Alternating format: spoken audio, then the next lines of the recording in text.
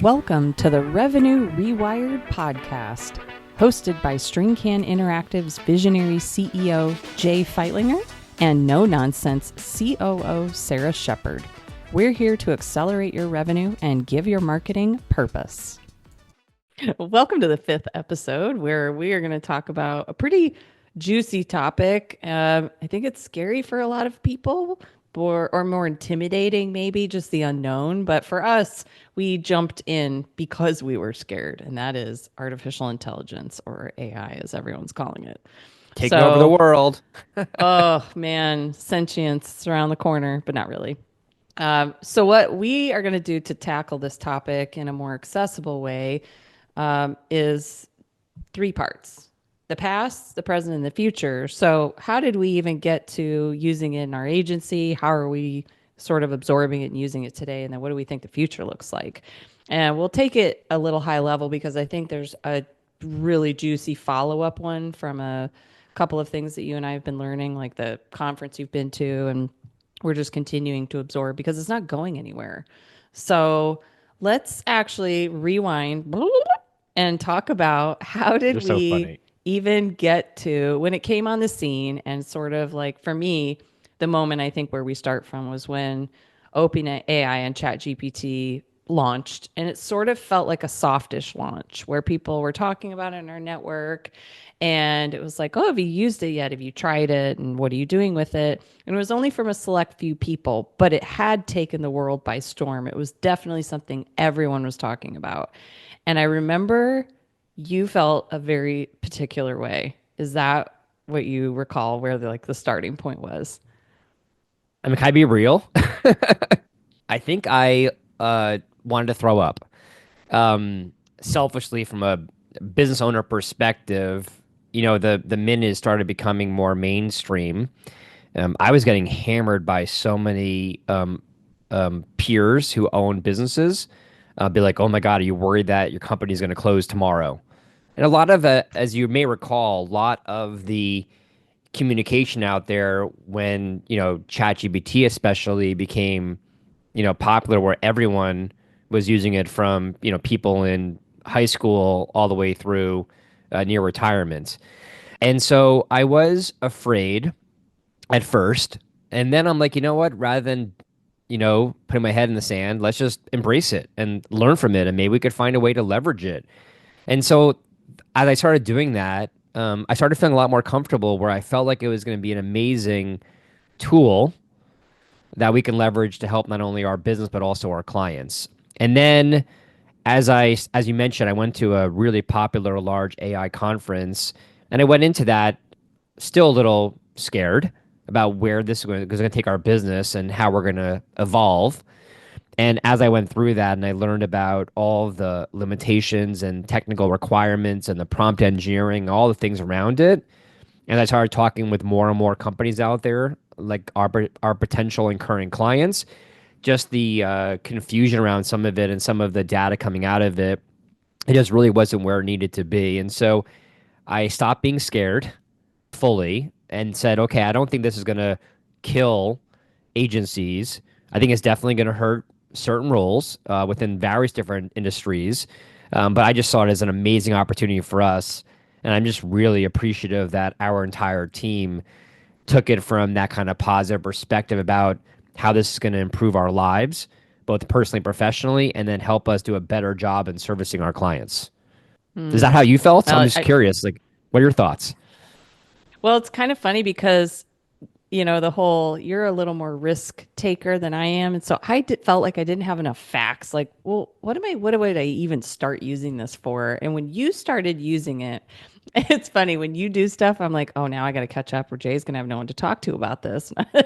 You're So, funny. like when you're like, I'm reading this book. I'm like, well, I'll read this book too. Like I don't think you do it on purpose, but maybe inherently that I will follow. And so I was like, I'm not going to be a good COO if I don't jump on board. And I can't learn anything until I actually try. This is one of those things where you just have to start. And so I remember opening up ChatGPT, and I think I was at the gym, and I said, help me name my fantasy football team. And I like Brussels sprouts and I like Russell Wilson. And it came up with Russell sprouts. And I was like, okay, I can do this. And then I just started using it by asking it questions and just really super simple stuff, help me with like Excel formulas and kind of like learning from podcasts. And you and I just kept talking back and forth. Like, I tried it for this. And then we started a Slack channel. And then we decided to kind of like invite the team because a couple of them had already used it on the side. And so I thought, instead of us all trying to learn in these like individual silos, let's take something that clearly is going to have a massive impact on our business and the industry and frankly the world, and let's do it together and be more intentional about what we're learning. And so moving into the present is creating that monthly AI meeting where we sort of went about, let's just take something and share with the team. Every month we have half hour and you have 5 minutes, and it was a competition at first. So we started this, what was it? Like October of 23. And I think that was for me the idea of if we had, for example, 7 people present different ideas every month, then everyone would learn 80 plus ideas. How cool would that be versus each person trying to figure out all the tools because they were rolling out like hotcakes? I mean, we were then starting to get really nitty gritty about, well, this tool does really well for this one, and this tool isn't good for this one. But I know you and I had like a lot of conversations with peers, and that started opening up a whole new Pandora's Yeah, and box. and I think just backing up a second here for our listeners, I think there's a really important process that you just talked about that I really encourage.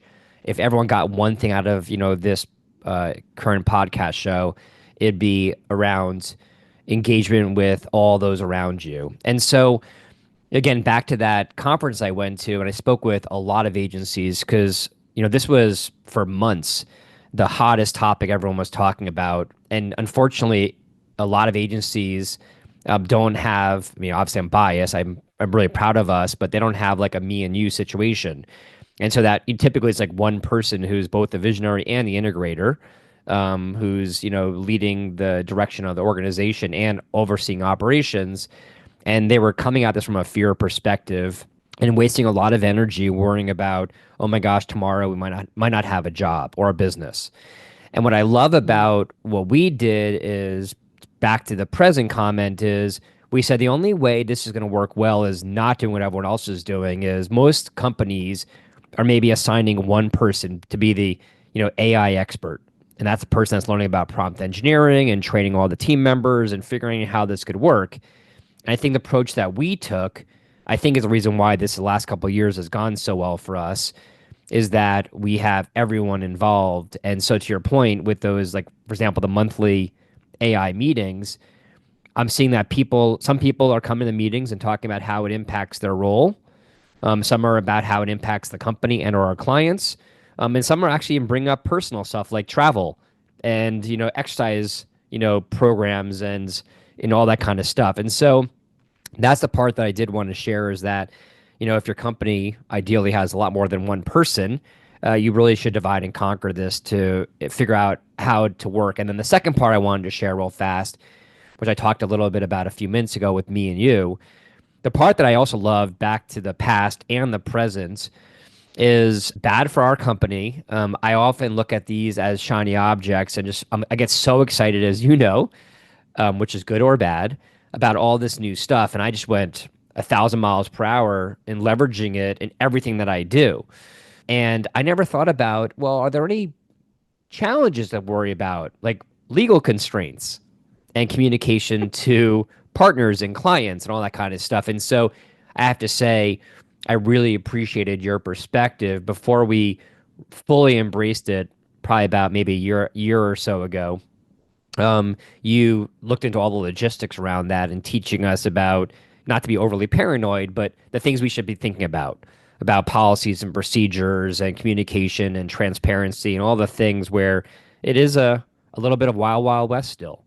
And so I just really do appreciate that we have kind of like my role in place of figuring out from a visionary point of view how we can leverage this to really take this to the 10x this thing. And then you're looking at it from the point of view, okay, let's do the 10x thing, but we need to be cautious and protecting us ourselves and our clients and our partners. So again, I think that's another thing I'd want everyone to hear about is that yes, you got to fully embrace it, have your entire team involved, but also you want to make sure that you're protecting yourself and then those you're leveraging it for, so you don't get any kind of problems with copyright issues or stuff like that. Oh yeah, you went to the real boring stuff there. Sorry, But no, I'm trying no, to you're learn from right you. though. Like it was funny because I really struggled with that. Like I really wanted to avoid adoption as long as possible because I thought, well, let everyone kind of figure out and make their mistakes and get some more solid policies in place. And I found out very quickly that that was not going to happen. It was just to your point, the Wild West, and it still is, where I think, we're one of the few agencies that I'm aware of that has a generative AI policy that our employees have to sign, and it's in our contracts, and we're transparent with our clients that, it is a tool. And so there is use of it. And frankly, in a lot of tools now, you can't not use it. It's just built in. So it's sort of becoming more and more interwoven each day. I mean, even Google, our workspace, we were going to have to pay for Gemini forever, and then they just rolled it out for free. So it's there. You got to use it. And I do hope, and to your point, you mentioned only one conference that you went to, but technically, when you went to that HubSpot conference, that was also a big topic there as well Oh, it's huge. you know? So Absolutely huge. it's just life now. And what you're doing with it, though, that's where, to your point about the roles, that the real sweet spot and like the magic is, or the disaster. Yeah, I think to your point there, I have a bunch of friends and family members, like my parents and then my kids. And I think to your point, the way you were feeling at first, I'm still noticing people today, in February of 2025, people are still apprehensive to it. And when I kind of, obviously, as you know me, I'm very curious. I dive in the psychology of why. I think there's just this assumption that I have to be a coder, and very technically confident to be able to leverage a tool like this. And so I literally just like every opportunity I have, I don't know why I'm so passionate about it, but I'll be at a dinner, social event with some friends, or, the other day I was hanging out with my younger daughter and talking about stuff, and I'm constantly pulling it up, being like, okay, like what you have planned for whatever that thing was sounds good, but would you be open to maybe possibly a new way of thinking about it? And I'll just go in there and talk to it like almost like a therapist sometimes. And I love watching people's faces of how it improves them. So, for example, my wife Rachel the other night, she's um, overseeing a massive gala event that's happening in about a week, and she's responsible for so much stuff. And one of them is, producing a letter to congratulate and recognize some people. And writing is not her primary skill set. She's a bookkeeper. And so we worked on that, and we ran it through and gave some really good direction. And what came out blew her mind. And now all of a sudden, she's now is so comfortable and excited about this. And so I think that's the thing. I think people just need to look at everything they're doing in their daily lives, again, both personally and professionally, and just jump into it. You pop onto ChatGPT on the OpenAI, company, and get a free account and just try it. And I think you'd be amazed at it. I know right now it's not the smartest version of what it could be, but even the last year, I personally have noticed a significant improvement, especially when you push back on it. Because every once in a while, still to this day, it gives really stupid answers that aren't accurate. I could be like, "What's 5 + 5?" and it tells me 9. Like, Gosh, I'm I still don't seeing. understand the bad math. I don't get that. Like, Yeah, I you don't get have it. to have discernment.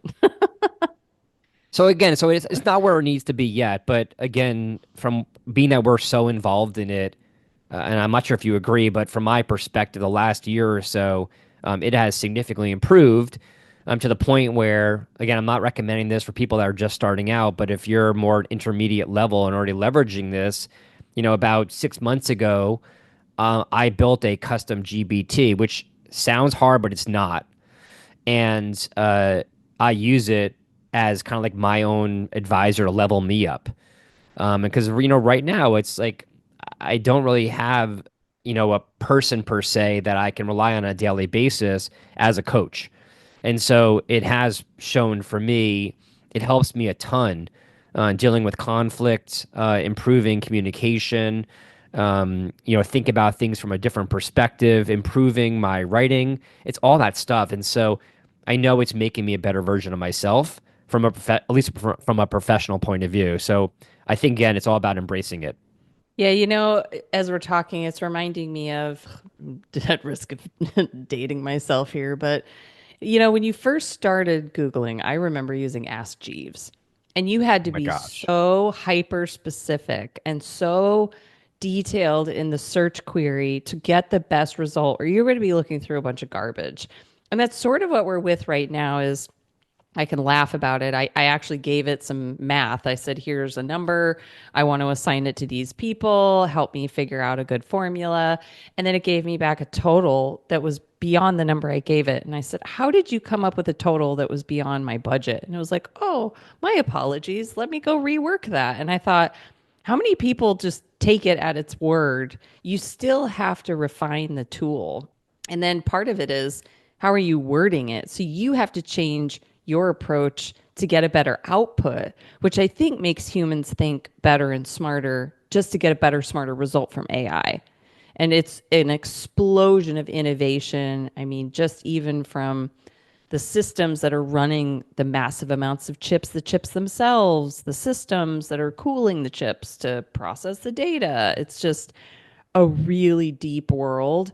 And then with DeepSeek just exploding in the last, 60 days, it's going to keep happening over and over again, and it's going to be really heartbreaking for me to see people who continue to avoid it are going to feel more and more left behind. So even just 50% of something is better than 100% of nothing. So trying to use it in any way, shape, or form, and it's usually being built into stuff. So it's not going to be inaccessible. It's going to be more available. Just, I really would just encourage people, even if you're super risk adverse and want to know all the stuff, like obviously I didn't agree with when we were on a panel, the mistakes people have made, like uploading sensitive documents and Oh my asking gosh, it to seriously. analyze that. Like, let's use a little bit of quality control here and just think about some of the things we're putting into the system, which I think is also part of the learning. And be a little wary about that. So you kind of have to go, would I be okay with this information feeding the LLM? And if not, then I probably shouldn't put it in there or somehow anonymize it. But some of the uses and the things that used to take humans so much longer, like analyzing results and, reading really complex documents. Like I asked it to unpack a very complex tax document that I needed to understand. And I'm like, take me as a 5-year-old needing to understand this tax document or explain blockchain technology to me. And it does a really good job of that. And I think that if we kind of find a way to integrate it as much as we can, it's just not going to be so scary. And then we can continue to get better and teach it to be better. So I'm kind of Yeah, excited about the future. I think you're bringing up some really good points. So just to add some, I guess, context or flavor to that, one about the uploading part, again, that still blows me away, and I still hear people doing that, and I don't want to scare people, but it's like you don't know exactly where this stuff is going. And so again, if there's a document or something you have out there that you would be uncomfortable if others read it outside your organization, then just be really careful there. Now, of course, you could redact and you could remove stuff if you still want to upload financial, like a profit and loss statement or whatever it might be. But it still makes me a little nervous. And so today at least, until I really have 100% assurance that some of this stuff is truly, firewalled somehow, I am not uploading confidential data for our company, my personal life, and or for our clients. It's not worth the risk. But I think you could find ways around it, like I have this situation, and here's my hypothesis, and here's what the data says. What do you think? And so again, there's always ways around it. But to your point, the faster you embrace this, the more ways you're going to find it to help you improve your life. And so, for example, like I love the example you gave a few minutes ago, but there's been a couple situations where I'm like, wow, I have a really big task to do. It's probably going to take me 7 months to complete, and I already have a lot on my plate. I'm feeling overwhelmed. I pop onto, ChatGPT. I'm like, here's the situation. Now break down for me individual tasks and project plans and whatnot, and then it builds out a system for me. And it just having that extra set of, brain power, I guess, I find it's making me so much more efficient in my day. And so I just think that, from that point of view, I think people will be amazed at how beneficial this can be. And to also about the part, as you were talking, I started thinking about it a little bit. Again, when this just came out, and it's still being talked about a lot. And again, I do feel it's going to impact significantly many jobs out there. But, where I think it's going to impact people the most, I believe, is the people that are uncomfortable to embrace this, that they might not have an opportunity for an advancement if they don't leverage this. Because I think now that we have systems like this out there, tools out there like this that are making us work faster and smarter, if someone is against using it for whatever reason, there's going to be a peer of theirs that is going to embrace it. Now, I'm not recommending people use this to completely do their job for them, because that's obviously could cause other issues. But if you don't leverage this with all of your, daily responsibilities, somebody else will. And that's where I think people will be impacted from a job perspective, that if they don't find a way to embrace it, this technology is getting better and better literally every second. And probably within the next 3 to 6 months, it's going to be mind blowing what this can do once the computing power can catch up to it, and then kind of go from there. So, again, if you take away from anything from this session, what me and Sarah are saying, just jump into it, play with it. Uh, Obviously, don't upload any confidential, scary stuff to it, but just seeing how it can impact you. Everything from I need to buy a gift for my partner, help me, to I have this huge project, break it down into smaller tasks to make it more doable. Yeah, and it's just like anything. If you don't know of it or anything about it, just start super tiny, with something small that isn't something you wouldn't know the answer was right when you got the prompt back, you know. So I have to admit there was one day where I was really struggling on my words with friends and I said, "Here are my letters. Help me make a word That's out of this." cheating. I only did it once, okay? And it was a stranger, so it's fine.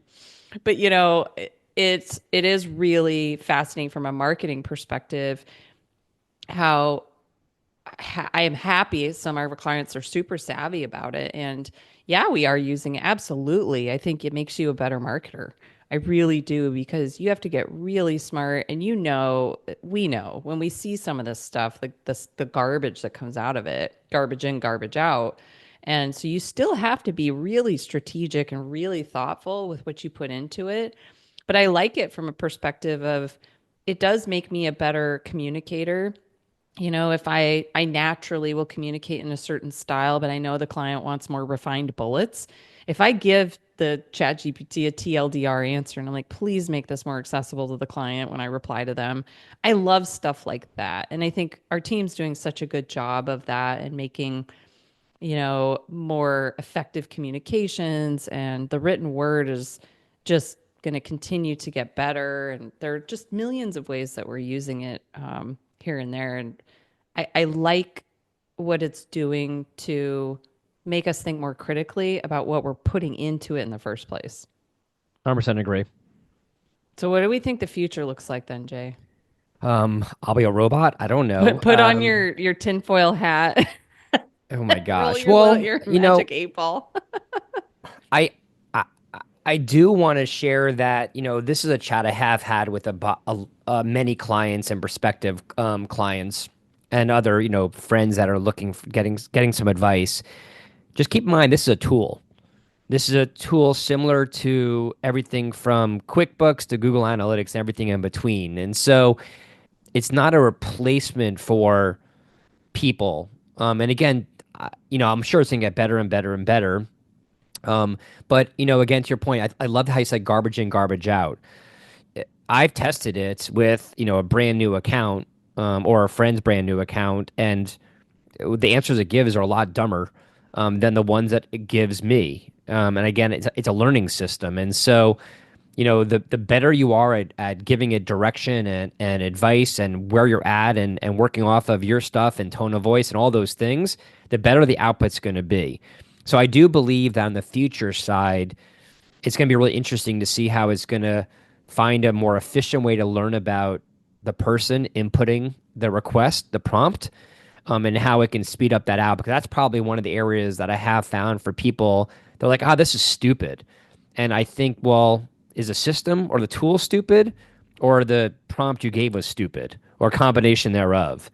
And so I think on the future side, that's definitely going to be one of the areas I think is going to be super exciting. And then I think, again, those haven't heard about DeepSeek, definitely look into it. But companies like DeepSeek out there that are making this run a lot faster and more cost effectively from a pricing point of view, this is obviously is going to, I think, make it a lot more attainable for people that are maybe not wanting to spend the $20 or whatever a month it might be.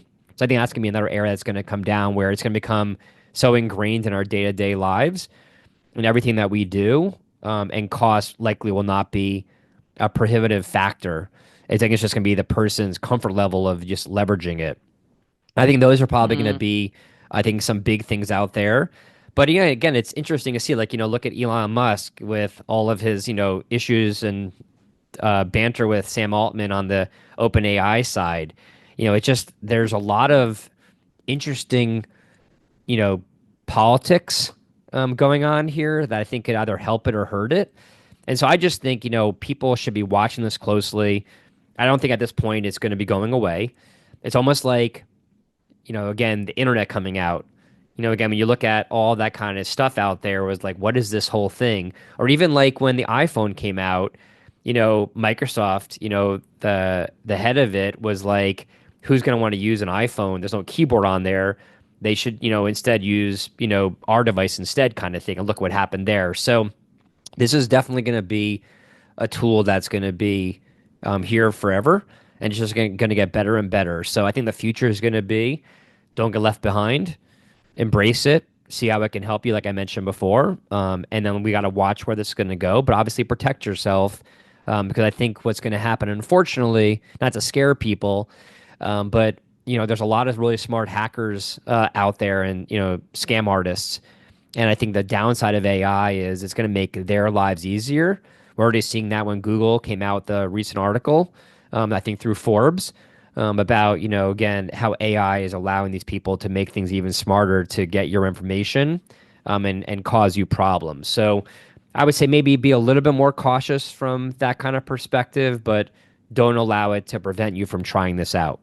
mm. Any thoughts from you? Yeah, yeah, I think I'm gonna go a little deeper, nerdier. But I think, from a programming perspective, the whole debugging thing is going to be really fascinating because there are people trying to break the system, and there's workarounds and these funny little things on Reddit and stuff like that. But programmers are really going to need this tool, and they're going to have to figure out a way to use it, and then being able to debug it. That the whole like incentivizing employees from different companies. So there's going to be this weird mishmash whirlpool of great brains going from company to company and resources.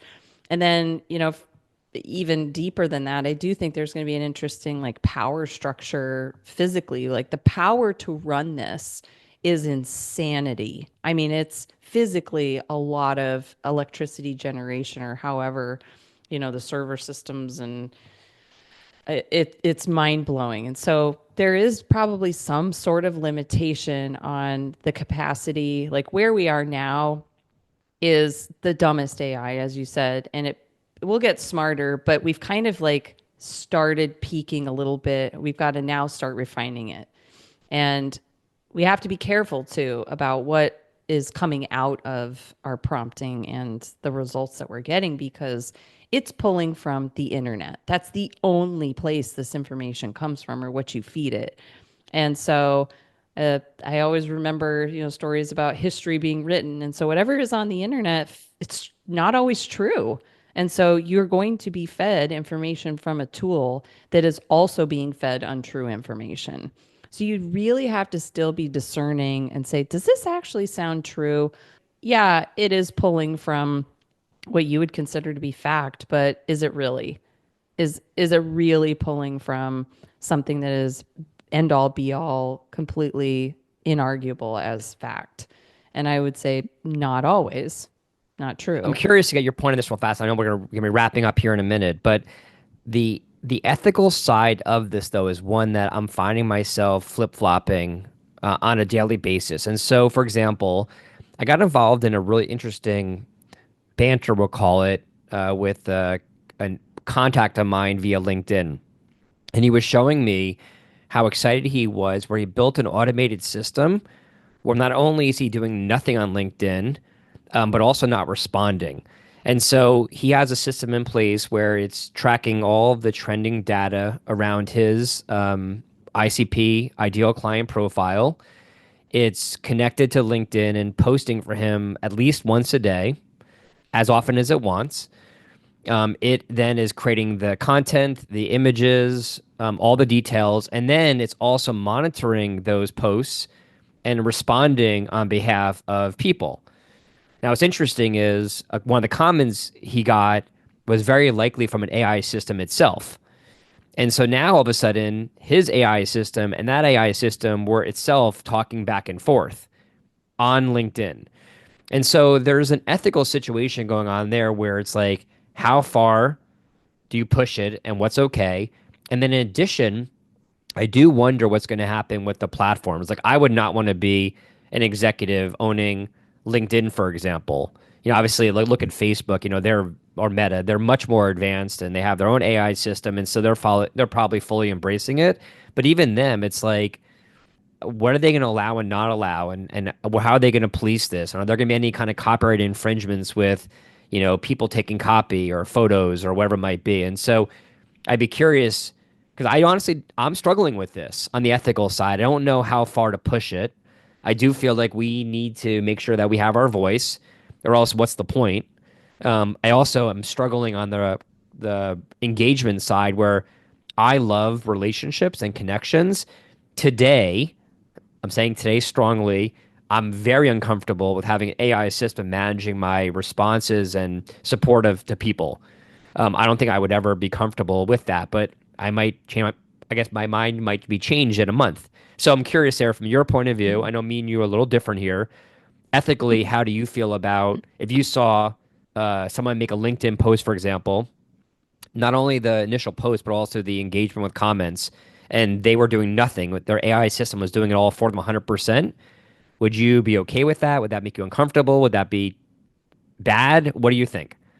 I think it's fine because ultimately, if you really want something with someone, you're going to have a conversation with them, whether it's Zoom or in person. And that's partly why you and I invested heavily into last year building a more in-person team. Is that is going to be the old new thing again, like bell bottom jeans. Having those relationships and like knowing the person you're talking to can actually speak to the things that they've been saying, you'll know right away whether they're blowing smoke up your butt or not.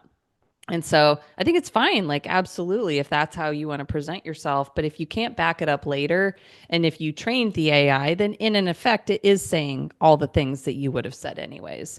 There are actually a couple of people I follow that have created their own AI tools from their decades of experience. And it's awesome because they're accessible within the snap of a finger. It maybe costs pennies on the dollar.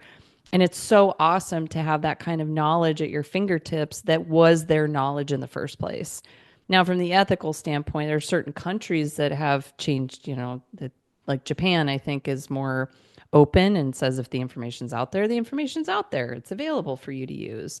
And in some ways, you think back on writing books and reading books and writing papers in college, you still would get in trouble if you plagiarized. So there's always an opportunity to copy someone's work. And that I think is unethical if you are knowingly doing that, or you're openly saying, make my style like this person, and you're trying to take something that isn't yours and make it yours. Now, the gray area exists, but if you really are trying to do something like that, I do believe that that will eventually come out in the wash, or if not, you shouldn't feel very good about yourself if you're knowingly doing that. But that's partly I think why you still have to invest in those relationships, so you know that. I think to your point though, where I do worry a little bit, which is why I'm finding myself flip-flopping here a little bit around some of it, is that there are a lot of people out there that aren't so ingrained around leveraging AI in their day-to-day, and it's getting harder and harder to detect if it's AI. And I think that some people might be really turned off if they learn that they're actually talking with a machine and not the actual person. And so that's the part where I'm wondering, so for example, like from a transparency perspective, will the platforms have some kind of system in place, like an AI checker, and then they have some kind of percentage score, like this post was 100% made by AI or whatever it might be, to prevent people from getting upset that they feel like everything that they're consuming is not even from a person, it's from a machine. But Now, an again, AI tool is telling you this was made by AI. yeah. So I think that's where I think on the future side is going to have to get really interesting is that there's going to be some level of that. And again, I think to me, like if I saw a post on LinkedIn and it said this was 80% produced by AI, personally, me, it wouldn't turn me off if the content was relevant and it helped me think about things in a different, out of the box, unique way where it levels me up. Like I don't personally care in theory, if it comes from a machine or not, if I'm benefiting from it. But I just think that there are some situations that might come up where I might like, ooh, that feels a little weird and feels not genuine or something like that. Because I am so focused on, relationships are so important to me on human connection. And I do find myself worrying a little bit about that piece as the systems get smarter and smarter. But I don't know. It's gonna be interesting to see where that goes. Yeah, I think that's the other point about using it more often is you start to tell the way it sounds. Like using that very first new account, the free account, you could totally tell. Rocket emojis, gosh, they're such a dead giveaway. I'm sorry to hate on rocket emojis, but it's like ChatGPT's go-to emoji. I don't know why, And the but praying hand one.